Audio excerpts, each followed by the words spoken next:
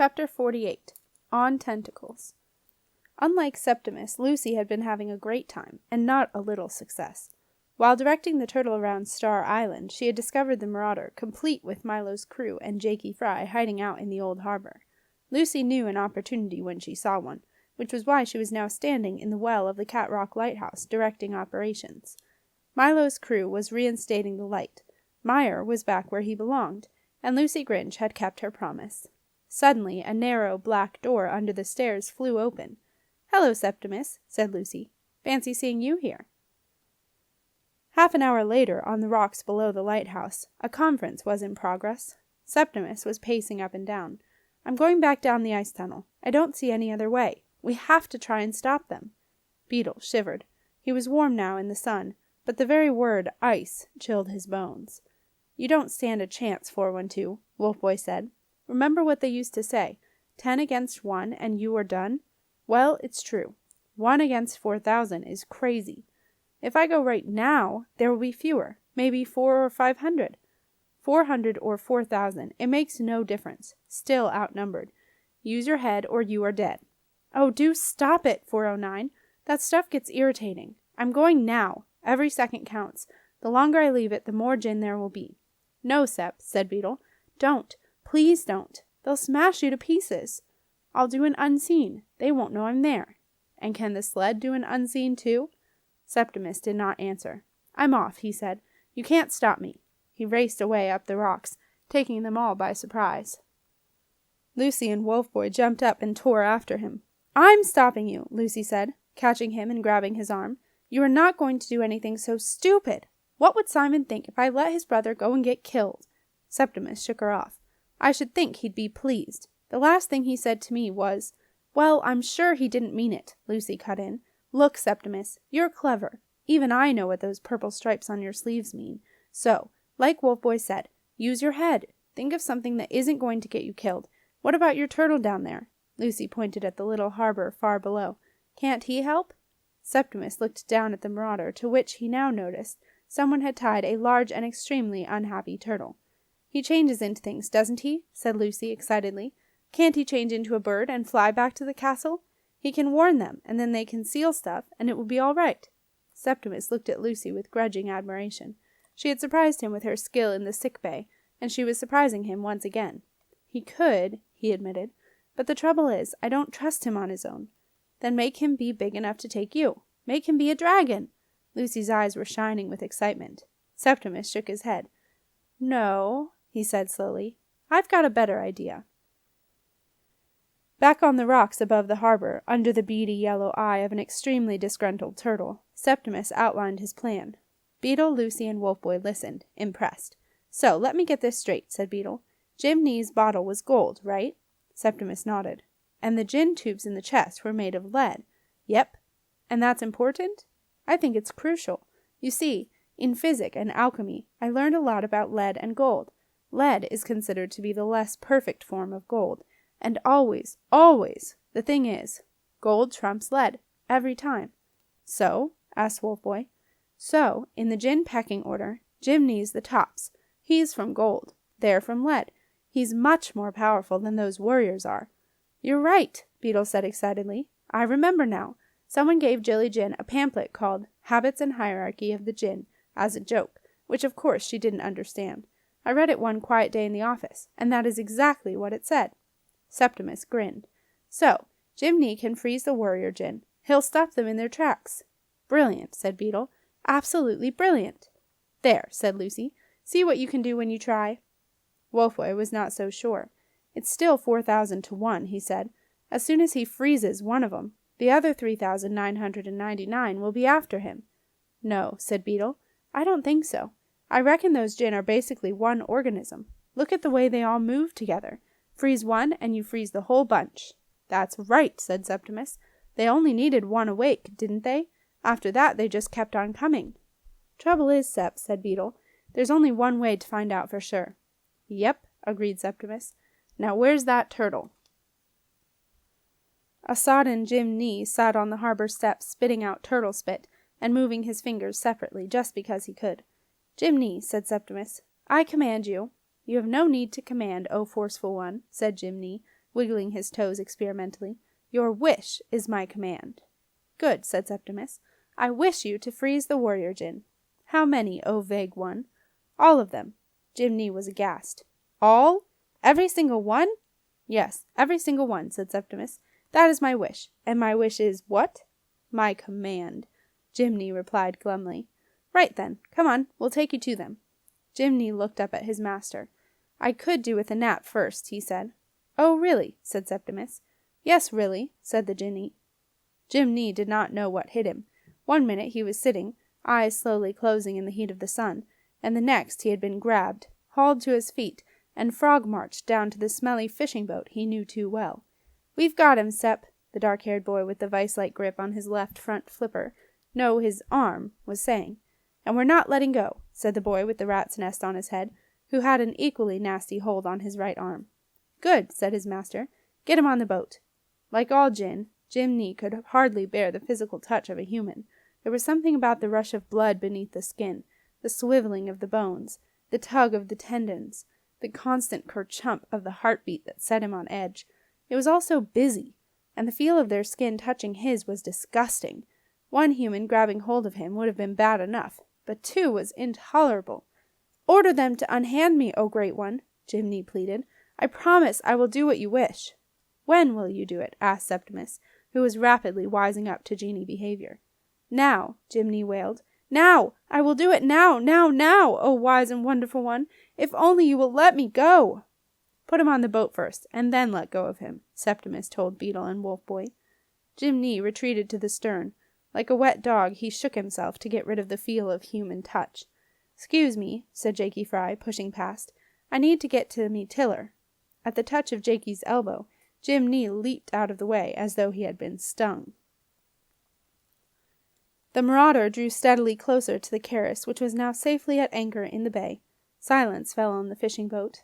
All on board could see the stream of warriors still leaving the ship, and much further away pouring up the hill, looking exactly as Nico had observed, like ants. Septimus could hardly contain his impatience.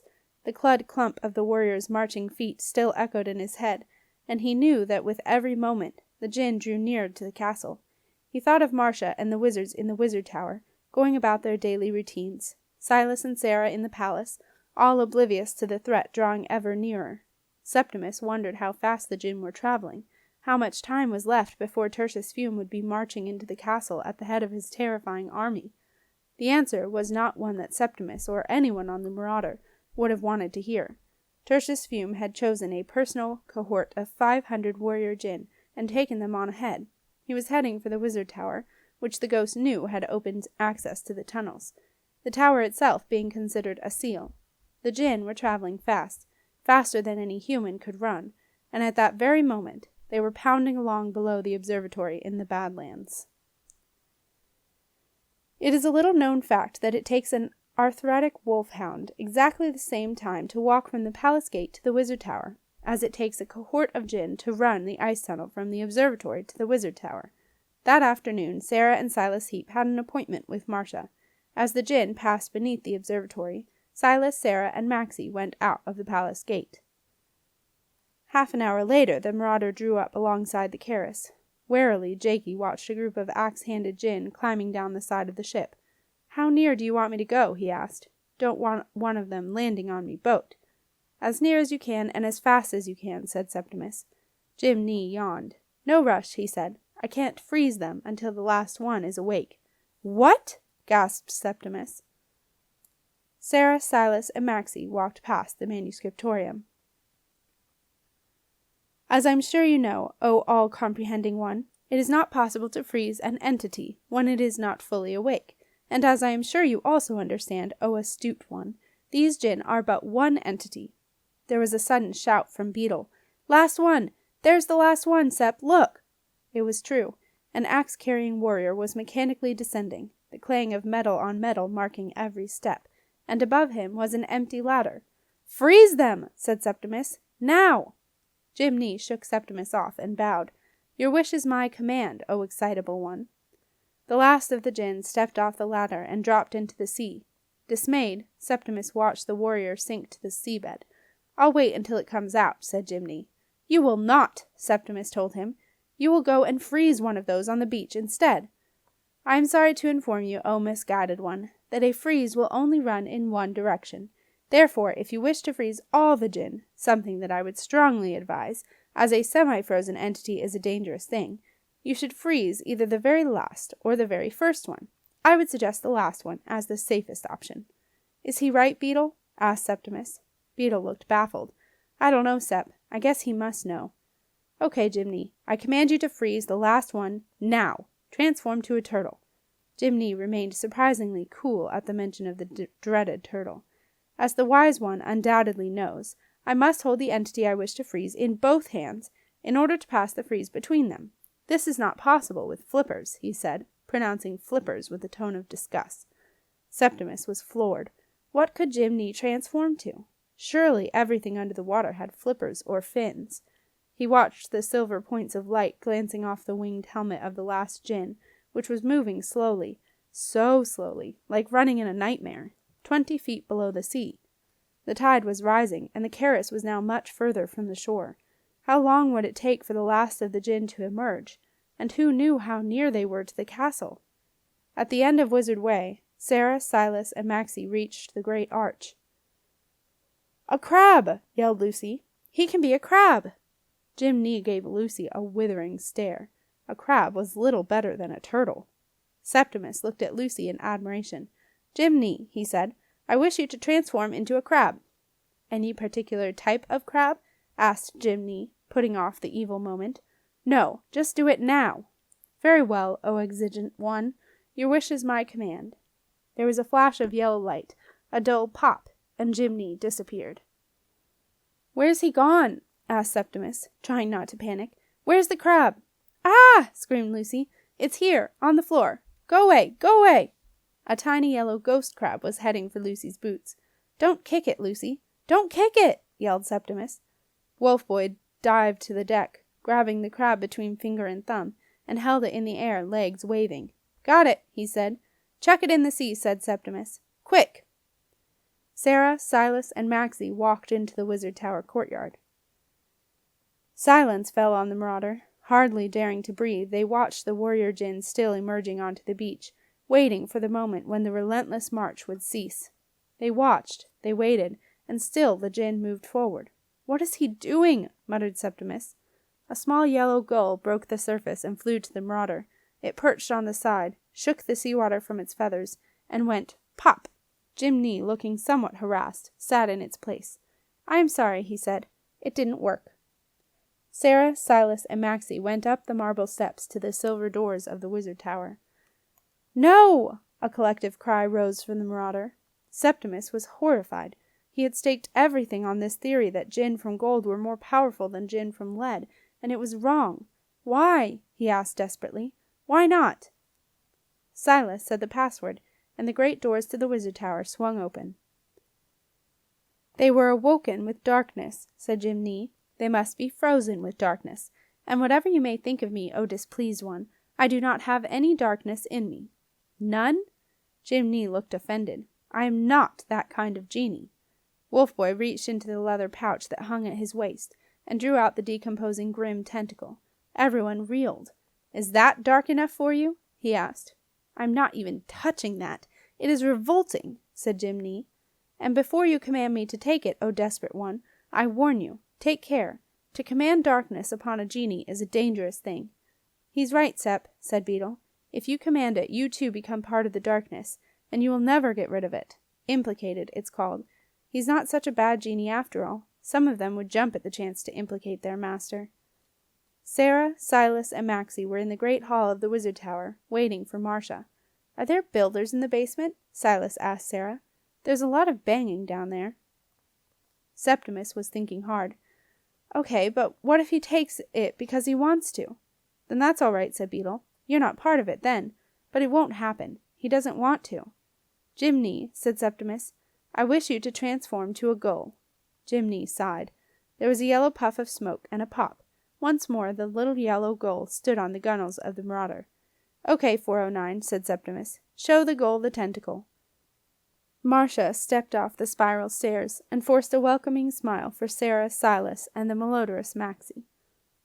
Wolfboy held his hand out to the gull. The tentacle, rank and putrid, sat in his palm like a fat, juicy sand eel. The little gull regarded its master with a mixture of loathing and grudging admiration. It knew what was going to happen, but it couldn't stop itself. With a swift peck at Wolfboy's scarred palms, it sucked up the oh-so-repulsive tentacle and gulped it down. "Nice one, Sep," said Beetle, admiringly. A massive crash came from inside the broom closet. Maxie growled. Marcia went to investigate. Heavy with undigested tentacle, the gull took off from the marauder. It skimmed the surface of the sea, searching for the telltale stream of tiny air bubbles that would be floating up from the armor of the final warrior djinn. The ghost of Tertius Fume passed through the broom closet door into the great hall of the wizard tower. "Ah, Miss Overstrand," he said, "we have a score to settle." "I don't know what you think you're doing here, Fume," Marcia blazed, "but you can get out. Now! I won't tell you again." "How true," said Tertius Fume with a smile. "Indeed you won't. One of the many things you will not be doing again, Miss Overstrand." He spun around and yelled to the broom closet door.